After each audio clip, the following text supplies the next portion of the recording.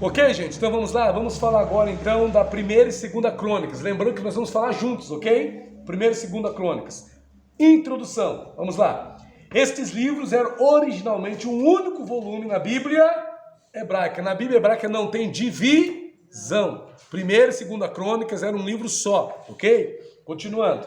Para fins de análise, eles serão considerados juntos. Crônicas é um complemento dos registros de Samuel e Reis, repetindo a história de Israel desde os patriarcas, por meio de genealogias, até a derrota do Reino do Sul para a Babilônia. Ou seja, abrange o mesmo período coberto pelos primeiros 10 livros do Antigo Testamento, de Gênesis até 2 Samuel.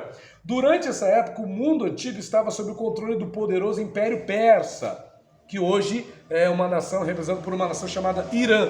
Né? Existe a Persa, não o Império Persa em si, mas a Pérsia existe, de certa forma, existe através desse país chamado Irã, né? Que são ali os representantes bíblicos, né?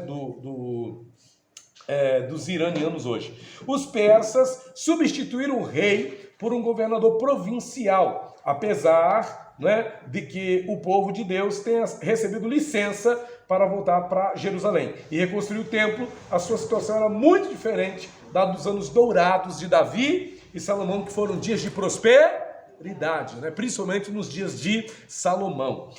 O autor do livro de 1ª e 2ª Crônicas, quem é o autor? A gente vai repetir uma coisa aqui que a gente já até falou, né? Os autores dos livros de Samuel, Reis e Crônicas não fizeram como os profetas, que deram seus nomes aos livros de sua autoria. Portanto, não se sabe ao certo quem foi o autor de Crônicas. A tradição judaica atribui a Esdras, o escriba, a autoria dos livros de Crônicas, ok? Outro ponto básico acerca de 1ª e 2ª Crônicas é o seguinte: o tema. Qual é o tema desses dois livros? O retorno do exílio. O retorno do exílio. Como cumprimento da profecia de Jeremias, Crônicas é uma testemunha viva da palavra de Deus por meio de seus servos, os profetas, Jeremias 29:10. E eu até iria além, gente, porque na verdade, quando a gente fala de 2ª Crônica, 1ª e 2ª Crônicas, nós temos em 2ª Crônicas a explicação da ida do povo para o exílio. Nós temos ali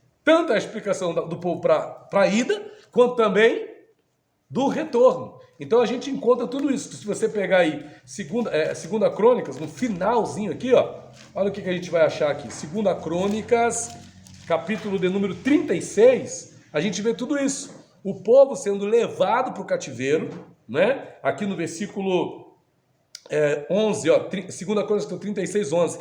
E era Zedequias de idade de 20 anos, e fez o que era mal aos olhos do Senhor, seu Deus, nem se humilhou perante o profeta Jeremias, que falava da parte do Senhor. E aqui fala que Nabucodonosor veio contra o povo de Israel e leva eles para o cativeiro. No versículo 16, porém zombaram dos mensageiros de Deus, eles não ouviam a palavra de Deus, eles não ouviam, né, aquilo que era falado por Jeremias, não seguiam o conselho de Jeremias. Porém, no versículo de número 21, diz assim, ó, para que se cumprisse a palavra do Senhor pela boca de Jeremias, até que a terra se agradasse dos seus sábados, todos os dias de desolação repousou, até que os 70 anos se cumpriram. Quantos anos o povo de Israel ficou no cativeiro?